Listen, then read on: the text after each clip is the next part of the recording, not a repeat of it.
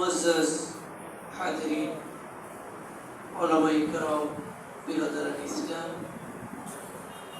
আল্লাহ তাআলার দরবারে অসংখ্য অগণিত শুকরিয়া আদায় করছি যে রব্বুল আলামিন আমাদেরকে পবিত্র রমাদান মাস পার করে শাওয়াল মাসের প্রথম জুমায় একত্রিত হওয়ার সুযোগ দিয়েছে। আল্লাহ শুকরিয়া আদায় করে নেই, আলহামদুলিল্লাহ। সবাই মনে হয় শুকরিয়া আদায় করে নেই, এই জন্য আওয়াজটা কম হয়েছে।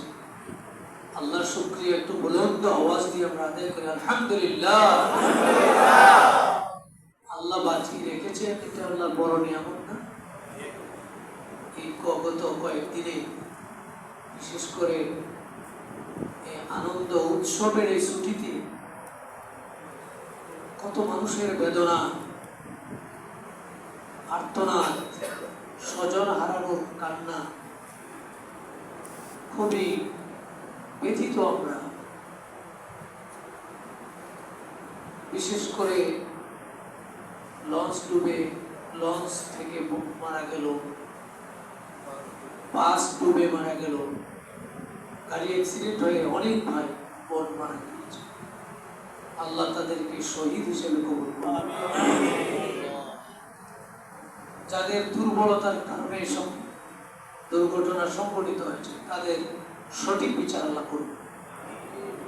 তাদের তো একটা বিচার হওয়া দরকার। দুনিয়াতে বিচার সব পাওয়া যায় না, কিন্তু যদি কারো দুর্বলতার কারণে এই দুর্ঘটনা সংঘটিত হয়, তারাও যেন বিচার পায়। আর যারা নিহত হলো তারা যেন শহীদ হিসেবে মর্যাদা পায়। আল্লাহ কবুল করুক বলি আমিন। আমরা আল্লাহর কাছে প্রার্থনা করি, আবেদন করি, আল্লাহ আমাদেরকে এভাবে অ্যাক্সিডেন্ট করে মারিও না, এভাবে জীবনটা আমাদের দিও না, এরকম ভয়ানক মৃত্যু যেন আর কারো না হয়। আল্লাহ কবুল করুন। সম্মানিত হাজিরিন, ঈদ আমাদের থেকে বিদায় নিয়েছে, রমাদান চলে গিয়েছে। আমরা আজকে যে বিষয়ে একটু কথা বলতে চাই সেটা হলো জুমার দিন কেন্দ্রিক কথা। প্রতি সপ্তাহে আমরা জুমার নামাজ আদায় করি। জুমার নামাজ আর জুমার দিন এই সম্পর্কে আল্লাহ তাআলা এবং আল্লাহ রাসূলের কিছু নির্দেশনা আছে। আমরা যদিও প্রতি সপ্তাহে আসি, অনেক সময় ভুলে যাই, খেয়াল থাকে না, অন্য মনস্ক থাকে, সেই জন্য একটু স্মরণ করিয়ে দেব। জুমার দিনটা আল্লাহর পক্ষ থেকে একটি বিরাট নিয়ামত, বলেন আলহামদুলিল্লাহ। আল্লাহ যত নিয়ামত দিয়েছে তার মধ্যে একটি বিরাট বরকতময় নিয়ামত হলো ইয়াউমুল জুমা, জুমার দিন। কোরআনুল কারীম আল্লাহ তাআলা এই দিনকে কেন্দ্র করে একটি সূরা নাযিল করেছেন, সূরাতুল জুমা। একটা গুরুত্বপূর্ণ সূরা, সেই সূরাটা নাযিল করেছে এই শুধু জুমার দিনকে কেন্দ্র করে। বিশ্বনবী সাল্লাল্লাহু আলাইহি ওয়াসাল্লাম জুমার দিনে নামাজ শেষ করে তিনি খুতবা দিচ্ছেন। রাসূলুল্লাহ সাল্লাল্লাহু আলাইহি ওয়াসাল্লাম নামাজ শেষ করে খুতবা দিচ্ছেন, তখন পাশ দিয়ে একটা বাণিজ্যিক কাফেলা যাচ্ছে, ব্যবসায়িক কাফেলা। সেই ব্যবসায়িক কাফেলার খবর পেয়ে মুসল্লিরা যারা ছিলেন, সাহাবাইরা, রাসূলুল্লাহ খুতবা দিচ্ছেন, অধিকাংশ উঠে ওই ব্যবসায়িক কাফেলার ওখান থেকে নিত্য পণ্য বিক্রি হচ্ছে, দুর্লভ কিছু জিনিস বিক্রি হচ্ছে, ওখানে গিয়ে কেনাকাটা শুরু করে দিয়েছে। রাসূলের সামনে 12 জনের মতো লোক আছে, বাকি সব চলে গেছে। ভয়ানক অবস্থা। আল্লাহ তাআলা তখন এই সূরা জুমা 9 নম্বর আয়াত নাযিল করে বললেন, ইয়া আইয়ুহাল্লাযীনা আমানু ইযা নুদিয়া লিস-সালাতি মিন ইয়াউমিল জুমআতি ফাসআউ ইলা যিকরিল্লাহি ওয়া যারুল বাই'। আল্লাহ বলেন, হে মুমিনেরা, তোমরা যারা ঈমান এনেছো শুনো, ইদা নুদিয়া লিস-সালাতি মিন ইয়াউমিল জুমআতি, জুমার দিন যখন তোমাদেরকে আহ্বান করা হয়, আযান দেওয়া হয়, ডাকা হয়, ফাসআউ ইলা যিকরিল্লাহ, আল্লাহর জিকিরের জন্য তোমরা দ্রুত পদক্ষেপে দৌড়ে আসো, ওয়াদারুল বাই, এবং তোমরা বেচা কেনা বন্ধ করে দাও, ছেড়ে দাও, যালিকুম খায়রুল লাকুম, এটাই তোমাদের জন্য কল্যাণকর হবে, ইন কুনতুম তা'লামুন, যদি তোমরা বুঝে থাকো। সুবহানাল্লাহ। ডাক দিলেন, হে ঈমানদারগণ। ঈমানদাররা আল্লাহর ক্লোজ না? দলিল আছে? আল্লাহর তো কিছু ক্লোজ লোক আছে না? আল্লাহর ক্লোজ লোক হলো ঈমানদার যারা। ইয়া আল্লাহু ওয়ালিয়ুল লাযিনা আমানু, কোরআন শরীফে আছে আল্লাহ যারা ঈমানদার তাদের ওলি হলেন আল্লাহ। বলেন সুবহানাল্লাহ। ওলি মানে কি? ওলি, আল্লাহর ওলি আছে না? ওলি মানে বন্ধু, দোস্ত। তো আল্লাহ বলছেন আল্লাহু ওয়ালিয়ুল লাযিনা আমানু, আমি আল্লাহ ঈমানদারদের ওলি, আর ঈমানদাররা আমার ওলি। সুবহানাল্লাহ। তাইলে এই ওলিদেরকে, ঈমানদারদেরকে মহব্বত করে আল্লাহ তাআলা ডাক দিয়েছেন, ইয়া আইয়ুহাল্লাযীনা আমানু, হে ঈমানদারগণ, ইযা নুদিয়া লিস-সালাতি মিন ইয়াউমিল জুমআতি, জুমার দিন যখন তোমাদেরকে ডাকা হয়, ইলা ফাসআউ ইলা যিকরিল্লাহ, তোমরা আল্লাহর জিকিরের দিকে দৌড়ে আসো। ইসআউ আমরের সিগা, এটা আমরের সিগা দিয়ে যখন কোনো শব্দ বলা হয় তখন আল আমরু লিল ওয়াজুব, আমরটা ওয়াজিব সাব্যস্ত করে, ফরজ সাব্যস্ত করে, আবশ্যক সাব্যস্ত করে।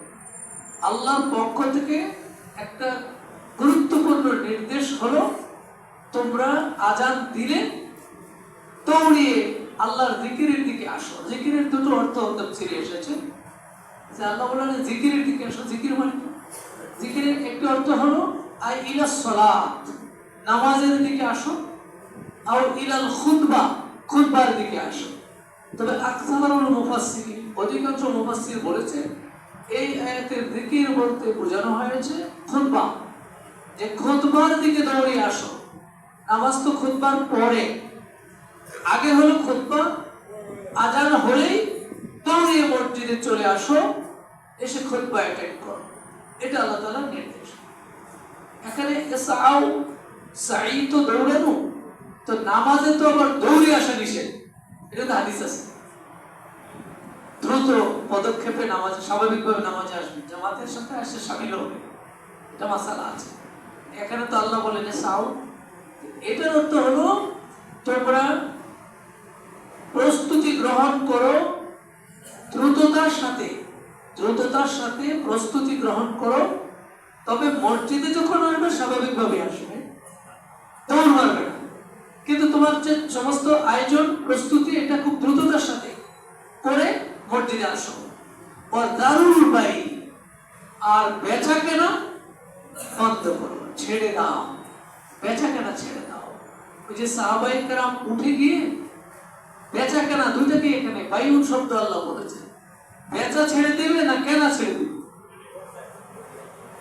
বিক্রি বন্ধ হলে কেন এমনি, দোকানদার যদি বিক্রি বন্ধ করে তাহলে আর কিনবে কে, কেনা থাকবে। এই জন্য আরবিতে আল বাইউ শব্দের অর্থ হলো বেচা এবং কেনা, এটা মুশতারাক শব্দ, দুটো অর্থ শামিল করে। এই জন্য আল্লাহ এটি শব্দটা দিয়েছেন যে বেচা কেনা ছেড়ে দাও। যালিকুম খায়রুল লাকুম, এটা তোমাদের জন্য কল্যাণকর হবে, ইন কুনতুম তা'লামুন, যদি তোমরা উপলব্ধি করো, বুঝো আমার কথা, তাহলে বেচা কেনা কল্যাণ, বেচা কেনা ছেড়ে দেওয়াটাই কল্যাণকর। কাস্টমার চলে আসছে, আজান হয়ে গেছে, এখন কি কাস্টমার আগে বিদায় না আজানের জন্য ফাসআউ ইলা যিকরিল্লাহ, কোনটা হবে? কাস্টমার ভাই বেচা এখন বন্ধ, আজান হয়ে গেছে, সব বন্ধ হয়ে গেল, টোটাল কেনা বেচা সবটাই বন্ধ। বন্ধ হয়ে যাওয়ার পরে দোকান, আপনি ধরেন একজন কাস্টমার হারিয়ে ফেললেন, মনটা একটু খারাপ, হারে বিক্রি করলে কিছু লাভ হইতো। আল্লাহ বলে না, এটা ছাড়ো, তুমি যদি বুঝো আমার কথা শোনো, তোমার এটা কল্যাণ করো। সুবহানাল্লাহ, বরকত আমি দেব। কাস্টমার আমি তোমার অনাকাঙ্ক্ষিত কাস্টমারে নাজির করে দেবো। সুবহানাল্লাহ। এই জন্য এই কথাটা আল্লাহ শেষে দিয়ে বলেছে, যালিকুম খায়রুল লাকুম ইন কুনতুম তাআলামুন, এটাই কল্যাণকর হবে তোমরা যদি বুঝো। তো সাহাবারা যে চলে গেলেন বেচা কেনার জন্য, আল্লাহ আয়াত নাজিল করে দিলেন। হাদিস শরীফে আছে যদি সব সাহাবী চলে যেত, 12 জন তো ছিল, যদি কেউ না থাকতো আল্লাহর গজব চলে আসতো। নাউজুবিল্লাহ, বিরাট ভয়ানক ছিল, বিপদ ছিল। তাও কিছু ছিল যার কারণে আল্লাহ তাআলা রহম করেছেন, কোরআন আয়াত নাজিল করে দিয়েছেন। সেজন্য খুতবা জুমার দিনে খুতবা আগে নামাজ পড়ে, আর ঈদের দিনে আগে নামাজ পড়ে খুতবা। আগে কিন্তু এভাবেই ছিল, আগে নামাজ পরে খুতবা, এটাই ছিল। কিন্তু এই ঘটনার পরে রাসূলুল্লাহ সাল্লাল্লাহু আলাইহি ওয়াসাল্লাম আগে নিয়ে আসলেন খুতবা, পরে দিলেন নামাজ। কারণ কিছু লোক তো থাকবে সমস্যাগ্রস্ত, নামাজ পাবে না পরে আসে, এই জন্য আল্লাহ তাআলা এই সিস্টেমটা করে দিয়েছেন। তো জুমার দিনটা আল্লাহ তাআলার পক্ষ থেকে বরকতময় দিন। এই জন্য আজানের পরে আর অন্য কাজ বন্ধ। ব্যবসা যারা করে না তারা কি করবে? ঘুমাতেও পারবে না, শপথ। ঘুম বন্ধ, অন্যান্য কাজ বন্ধ, শুধু সে নামাজের প্রস্তুতি নিবে, এটাই আওয়ার অর্থ। অর্থাৎ গোসল লাগলে গোসল করে নিবে, অন্যান্য যা কাজ আছে সব রেডি হয়ে সে নামাজের দিকে চলে আসবে। এটা হলো আল্লাহর বিধান। এই বিধানটা যে লঙ্ঘন করে তার জন্য বিপদ আছে, তার জন্য ভয়ানক আযাবের কথা আছে। আল্লাহ আমাদের হেফাজত করুন বলি আমিন। ফাদাইল ইয়াউমুল জুমআ, জুমার দিনের অনেকগুলো ফজিলত আছে। হাদিস শরীফে সহিহ মুসলিমে যে হাদিস, মুসলিম শরীফে 856 একটা হাদিস আছে। আবু হুরায়রা ও হুযায়ফা রাদিয়াল্লাহু তাআলা দুইজন সাহাবী হাদিস বর্ণনা করেছেন। রাসূলুল্লাহ সাল্লাল্লাহু আলাইহি ওয়াসাল্লাম বলেন, আদাল্লাহু আনিল জুমআতি মান কানা ক্বাবলানা, আমাদের আগের যারা ছিলেন ইহুদি এবং খ্রিস্টান, তাদেরকে জুমা থেকে আল্লাহ তাআলা জুমার দিন থেকে বঞ্চিত করেছেন, তারা জুমাটা পায়নি। ফাকানা লিল ইয়াহুদ ইয়াউমুস সাbt, ইহুদিদের জন্য উৎসবের দিন ছিল শনিবার। ফাকানা লিন নাসারা ইয়াউমুল আহাদ, খ্রিস্টানদের জন্য দিন ছিল রবিবার।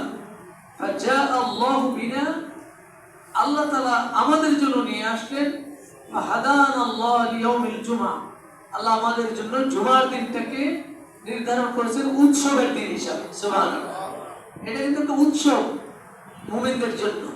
ফাজালাল জুমাতা ওয়াস সাবতা ওয়াল আহাদা, আল্লাহ তাআলা আমাদের জন্য জুমার দিন, শনিবার, রবিবার সবগুলো দিনই আমাদের জন্য বরকতময় করে দিয়েছে। সুবহানাল্লাহ। ওয়া কাযালিকা হুম তাবাউন লানা ইয়াউমাল কিয়ামা, কিয়ামতের দিন ইহুদি এবং খ্রিস্টানেরা আমাদের পরে আসবে। নাহনুল আখিরুনা মিন আহলিদ দুনিয়া, দুনিয়ায় আমরা তাদের পরে এসেছি, ইহুদি খ্রিস্টানদের পরে আমরা দুনিয়ায় এসেছি। ওয়াল আউয়ালুনা ইয়াউমাল কিয়ামা, কিয়ামতের দিন আমরা আগে থাকব। সুবহানাল্লাহ। অর্থাৎ কিয়ামতের দিন আমরা এগিয়ে যাব, যদিও আমরা দুনিয়ার দিক থেকে আমরা পরে এসেছি, ওরা আগে এসেছে, কিয়ামতে ওরা পিছে থাকবে, আমরা এগিয়ে যাব। বলেন সুবহানাল্লাহ। জুমার দিনের বরকতের কারণে। হযরতে আবু হুরায়রা রাদিয়াল্লাহু তাআলা আরেকটি হাদিস বর্ণনা করেছেন, قال রাসূলুল্লাহ সাল্লাল্লাহু আলাইহি ওয়াসাল্লাম, খায়রু ইয়াউমিন তালাআত আলাইহি শামসু ইয়াউমুল জুমআ, আল্লাহর সূর্য যে কয়টা দিনে ওঠে তার মধ্যে শ্রেষ্ঠ দিনটা হলো জুমার দিন। আলহামদুলিল্লাহ। কেন? ফি খুলিকা আদম, এই দিনে আদম আলাইহিস সালামকে সৃষ্টি করা হয়েছে। অফিহি উদখিলাল জান্নাহ, এবং সেই দিনে আদম আলাইহিস সালামকে জান্নাতে প্রবেশ করানো হয়েছে। অফিহি উখরিজা মিনহা, এবং সেই দিনেই আদম আলাইহিস সালামকে জান্নাত থেকে বের করে দেওয়া হয়েছে। এইসব কারণে এই দিনটাকে শ্রেষ্ঠ দিন বলা হয়েছে। আরেকটি হাদিসে লুবাবা ইবনে আব্দুল মুনজির হাদিস বর্ণনা করেন, রাসূলুল্লাহ সাল্লাল্লাহু আলাইহি ওয়াসাল্লাম বলেন, ইন্না ইয়াউমাল জুমআতি সাইয়্যিদুল আইয়াম, নিশ্চয় জুমার দিনটা হলো দিন সমূহের মধ্যে সাইয়্যিদ, সবচেয়ে সেরা দিন, সবচেয়ে মর্যাদাপূর্ণ দিন। ও আ'যামুহা ইনদাল্লাহ, এবং আল্লাহর কাছে এই দিনটার মর্যাদা সবচেয়ে বেশি। সুবহানাল্লাহ। ও আ'যামু ইনদাল্লাহ মিন ইয়াউমিল আযহা ওয়া ইয়াউমিল ফিতর, এই দিনটা ঈদুল আযহা এবং ঈদুল ফিতরের দিনের চেয়েও শ্রেষ্ঠ। সুবহানাল্লাহ। দেখেন ঈদুল ফিতর, ঈদুল আজহা তো আমাদের উৎসবের দিন, আনন্দের দিন, বছরে দুইটা দিন। আর রাসূল বলেন এই জুমার দিনটা ওই দুই উৎসবের দিনের চেয়েও শ্রেষ্ঠ। ঈদের দিনে আল্লাহ তাআলার মেহেরবানি আমাদের মুমিন মুসলমান ভাইরা যেমন আগে আগে জায়নামাজ নিয়ে নতুন কাপড়টা পরে মসজিদে ঈদগাহে আসে, জুমার দিন কিন্তু সেভাবে এত গুরুত্ব দেয় না, আস্তে আস্তে আসে, দেরি করে আসে। রাসূলুল্লাহ বলেছেন ঈদুল ফিতর এবং ঈদুল আজহার দিনের চেয়েও জুমার দিনটা আল্লাহর কাছে সবচেয়ে শ্রেষ্ঠ। অফি খামসু খেলাল, এই দিনের 5টি মৌলিক বৈশিষ্ট্য আছে। একটা হলো খালাকাল্লাহু ফিহি আদম, আল্লাহ আদমকে তিনি সৃষ্টি করেছেন। ও আহবাতাল্লাহু ফিহি আদম ইলাল আরদ, এদিন আল্লাহ তাআলা আদমকে দুনিয়ায় পাঠিয়েছেন। অফিহি তাওয়াফাল্লাহু আদম, আল্লাহ তাআলা এদিনেই আদম আলাইহিস সালামকে মৃত্যু দিয়েছেন। অফিহি সাআতুন লা ইয়াসআলুল্লাহ ফিহা আল-আবদু শাইআন ইল্লা আতাহু, এই দিনটার মধ্যে এমন একটা টাইম আছে যেই টাইমে বান্দা আল্লাহর কাছে যা চায় তাই আল্লাহ দান করে। সুবহানাল্লাহ। যারা চায় ঘুমাইতে তারা ঘুম দিবে, কিছু ঘুমাইতেছে, জুমার দিনেও ঘুমাইতেছে। আজকে আসে আল্লাহ তাআলা রাসূলের হাদিসে এই টাইমটা দুইটা ব্যাখ্যা হাদিসে আছে যে কোন টাইমটা, যে টাইমে আল্লাহর কাছে যা চায় তাই দিবে। একটা টাইম বলা হয়েছে ইনদাল খুতবা চলাকালীন। সুবহানাল্লাহ বলে। তো যেই সমস্ত মুমিন ভাইয়েরা খুতবা চলে কিন্তু ঘুমায়, আছে না নাই? আছে, 2-4 জন আছে, বেশি না। আমার ক্লাসে 2-4 জন থাকে, খুব বেশি থাকে না। এই সমস্ত ভাইদেরকে অনুরোধ করবো মেহেরবানি করে বরকত থেকে বঞ্চিত না হওয়ার জন্য। আল্লাহ আমাদেরকে শয়তানের হামলা থেকে, আক্রমণ থেকে হেফাজত করে বলি আমিন। এমন একটি মুহূর্ত রয়েছে, রাসূলুল্লাহ বলেন আল্লাহর কাছে যেটা চাইবে সেটাই আল্লাহ দান করবে। মালাম ইয়াসআল হারামান, তবে হারাম যাতে না চায়। যেহেতু বলছে রাসূল যা চায় তাই দিবে, কিন্তু হারাম জিনিস চাই বলে একজন প্রেম করতেছে, এটা প্রেম দিবে আল্লাহ? প্রেম তো মানে অবৈধতা তো আল্লাহ দিবেন না। এই জন্য রাসূল এটা আবার ক্লিয়ার করেছে, যতক্ষণ সে হারাম কিছু না চায়। ফিহি তাকুমুস সাআ, এই দিনে কিয়ামত সংঘটিত হবে। মা মিন মালাকিন মুকাররাব ওয়ালা সামা ওয়ালা আরদ ওয়ালা রিয়াহ ওয়ালা জিবাল ওয়ালা বাহর ইল্লা ওয়া হুন্না ইশফিকনা মিন ইয়াউমিল জুমআ।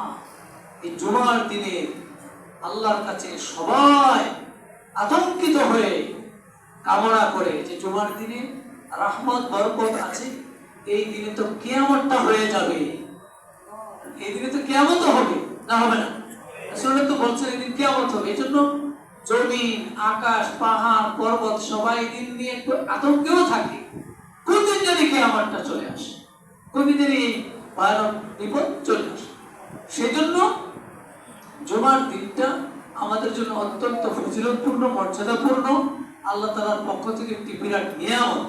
এখন এই নিয়ামতটা আমরা প্রতি সপ্তাহে পাই, প্রতি সপ্তাহে জুমার নামাজটা পাই, জুমার দিনটা পাই। আল্লাহ তাআলা আমাদেরকে জুমার দিনের সকল বরকত হাসিল করার তৌফিক দান করেন। এই দিনে আমাদের কিছু আমল আছে, কিছু আদব আছে এবং কিছু আমল আছে। আমরা এটাকে বলেছি জুমার দিনের 15টি আদব ও আমল। জুমার দিনের 15টি আদব হয়েছে, জুমার দিনের 15টি আদব ও আমল।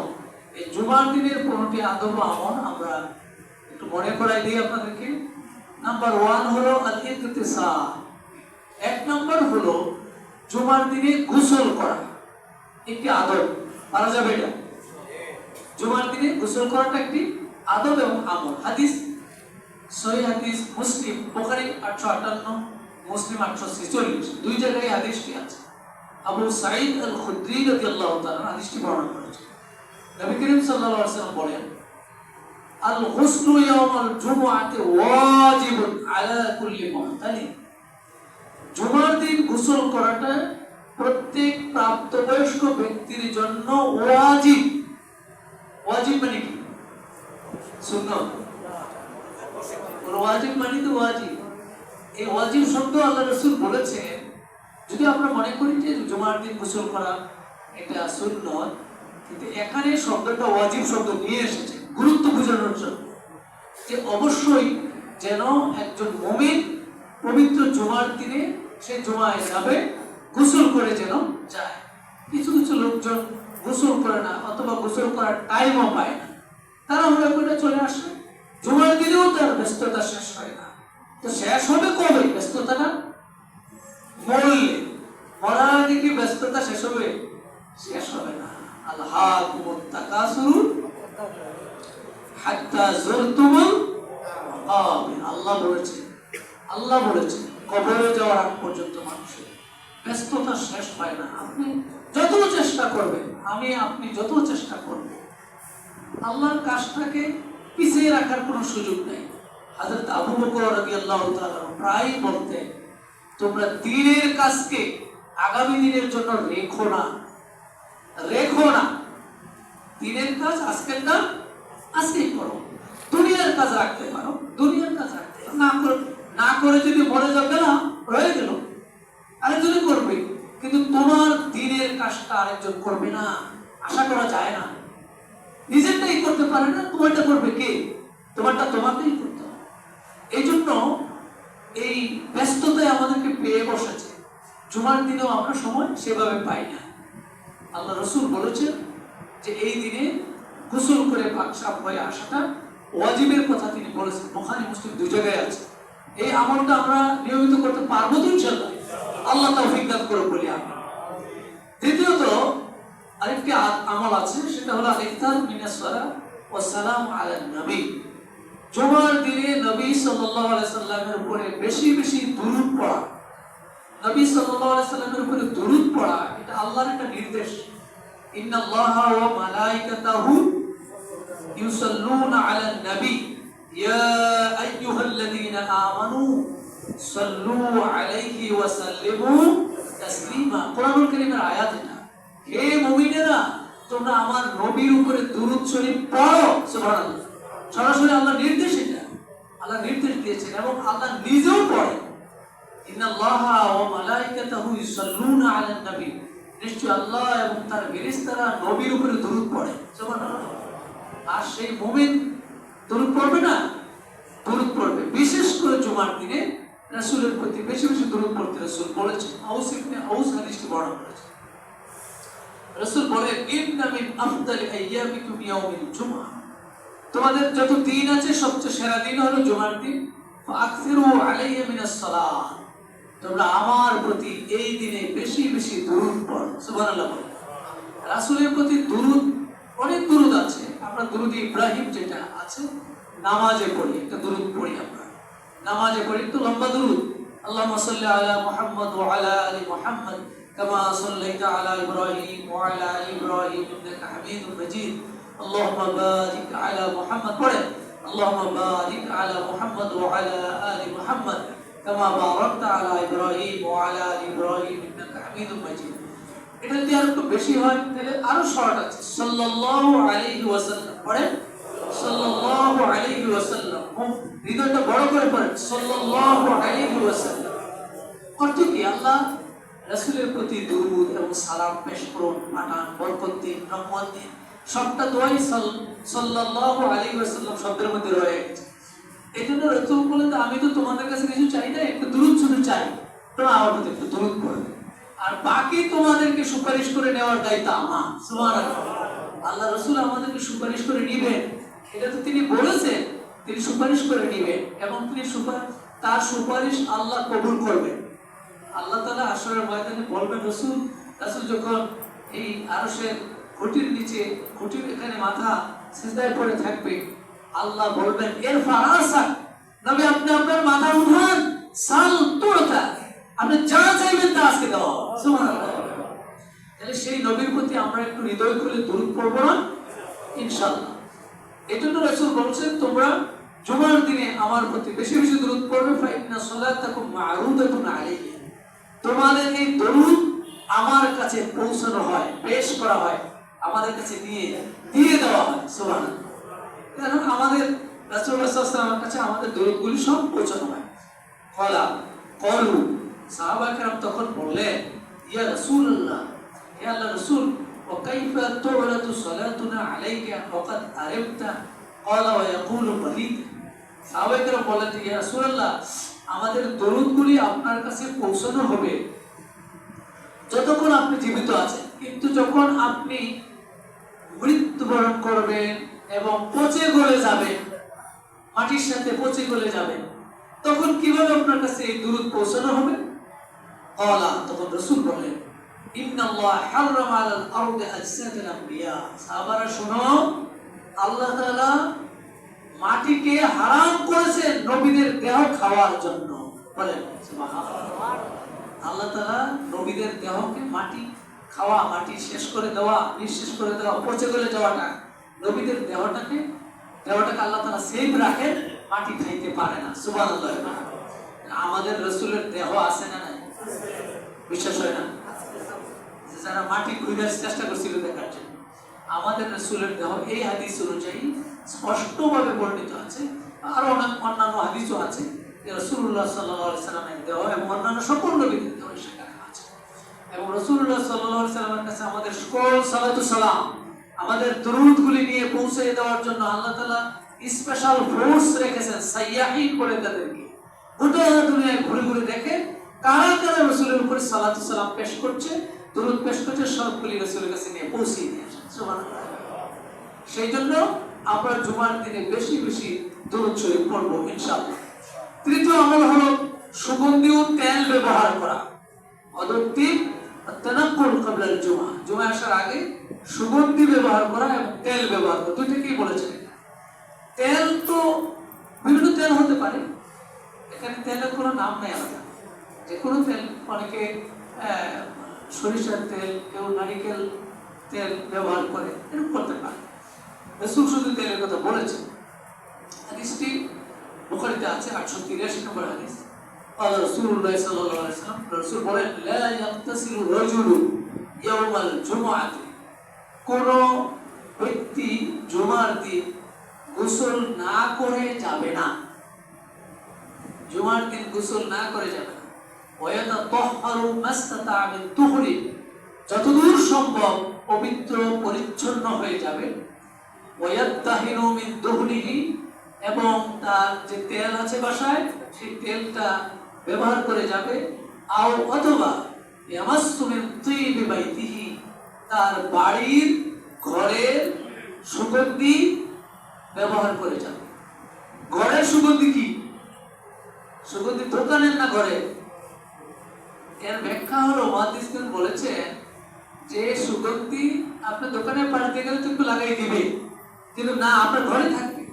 অন্যান্য জিনিসের মতো, অন্যান্য জিনিস যেমন তেল আপনার ঘরে রাখে, রান্না করার জন্য তেল রাখে, ঠিক সুগন্ধিটাও বাসায় থাকবে, বাসা থেকেই ব্যবহার করে আসবে, দোকানে না। দোকান থেকে নিয়ে বাসায় রাখবেন, জুমার দিন আসার সময় ব্যবহার করেন। এটা বোঝানো হয়েছে, রাসূল বলেছে। আল্লাহ রাসূল সবচেয়ে বেশি পছন্দ করতেন সুগন্ধি। রাসূলের কাছে তিনটি জিনিস বেশি প্রিয় ছিল। হুব্বিবা ইলাইয়া মিন সালাস, রাসূল বলেছেন তিনটি জিনিস আমার কাছে দুনিয়ার সবচেয়ে বেশি প্রিয়। একটা হলো আন-নিসা, আত-তিব, কুররাতু আইনিন ফিস সালাহ। এক নাম্বার হলো আমার স্ত্রী আমার কাছে সবচেয়ে বেশি প্রিয়। সুবহানাল্লাহ বলেন। আপনাদের স্ত্রী কি প্রিয় না অপ্রিয়? কয় না, মাঝে মাঝে ঝগড়াঝাটি হয়েছে, এই জন্য কয় না, কিন্তু রাসূলের কাছে যেহেতু প্রিয়, আপনার কাছে প্রিয় হবে। এখন প্রিয় হওয়ার জন্য যা দরকার আপনি করবেন, ভালো করে শাড়ি কিনে দিবেন, ভালো কিছু কসমেটিক্স দিবেন, বা সে যেটা চায়, যেটা সে চায় এটা দিবেন, দিলে দেখবেন যে প্রিয় হয়ে গেছে। এখন আপনার ওটা না দিলে তো অপ্রিয় থাকবে, প্রিয় হওয়ার চেষ্টা করতে হবে। রাসূলুল্লাহ বলছেন আমার কাছে এটা বেশি প্রিয়। আর আপনি সুগন্ধি আমার কাছে বেশি প্রিয়। আর কুররাতু আইনিন ফিস সালাহ, নামাজের মধ্যে গভীর মনোযোগ দিয়ে সালাত আদায় করা আমার কাছে বেশি প্রিয়। সুবহানাল্লাহ। এইজন্য রাসূলুল্লাহ সাল্লাল্লাহু আলাইহি ওয়াসাল্লাম বলেছেন বাড়ি থেকে সুগন্ধি ব্যবহার করে জুমার দিন যাবে। সুম্মা ইয়াখরুজু, এরপর বের হবে। তাহলে বাড়ি থেকে যে বের হলেন, কি কি গোসল করলেন, এরপরে সুগন্ধি অথবা তেল ব্যবহার করলেন। তেলে তো গ্রান নাই, তবে কিছু তেলও ইদানিং গ্রানোলা তেল আছে, তাহলে এটা কভার হবে, যেহেতু এখানে আও শব্দ আছে। সুগন্ধি ধরেন দিতে পারেন নাই, মিস হয়ে গেছে, তেলটা কমপক্ষে দিতে হবে। তো সুগন্ধি তেল ইউজ করলেন, এরপরে আপনি চলে আসলেন, ইয়াখরুজ, বের হলেন। তাহলে ওযুটা বাসায় না মসজিদে? এই হাদিস কিন্তু বোঝায় ওযুটা কোথায়? বাসা থেকে ওযু করে। ফালা ইউফাররিকু বাইনা ইসনাইন, মসজিদে এসে দুইজনের মাঝখানে ভাগ করবে না। রাসূলুল্লাহ বলেন দুইজনের মাঝখানে ভাগ করবে না। এর ব্যাখ্যা কি? এই যে বুঝে ফেলেছে। পরে আসে আয়েশা একবারে সামনের কাতারে, ভাই সাইড দেন, সাইড দেন, এই সাইড দেন নিষেধ করেছিল রাসূলুল্লাহ। সুম্মা ইউসাল্লি মা কুতিবা লাহু, এরপর বসলো, বসে আল্লাহ তাআলা তার জন্য যা লিখেছেন ততটুকু নামাজ পড়লো। তাহলে নামাজের পরিমাণটা নির্ধারণ করেনি, মা কুতিবা, যা যতক্ষণ পারে সে নামাজ পড়বে। সুম্মা ইউনসিতু ইযা তাকাল্লামা ইমাম, ইমাম যখন খুতবা দিতে শুরু করে দেয় তখন চুপচাপ বসে থাকবে। ইল্লা গুফিরা লাহু মা বাইনাহু ওয়া বাইনাল জুমাতিল উখরা। রাসূলুল্লাহ বলেন আল্লাহ তাআলা এই প্রক্রিয়ায় যে জুমার দিন মসজিদে আসলো, আল্লাহ তার আগের জুমা থেকে এই পর্যন্ত যা গুনাহ হয়েছে সবগুলো মাফ করে দিয়েছে। আল্লাহ তাআলা তাকে নিষ্পাপ বানিয়ে দিলেন। এই প্রক্রিয়া সে নামাজটা আদায় করে যখন বের হয়ে যায় তখন রাসূলুল্লাহ বলেন, সহিহ বুখারীর হাদিস, সে আল্লাহর কাছে এই সময়টার জন্য সে নিষ্পাপ হয়ে গেল, যদি সে মেন্টালিটি এভাবে গ্রো করতে পারে। আর আয়েশা গ্রুপ দেয় একটা, ইমাম সাহেব হুজুর তো খুতবা চালাইতে আছে আর উনিও ঘুমাইতে আছে, পরে যখন প্রায় উঠেন ভাই উঠে, পরে উঠে আছে না নাই?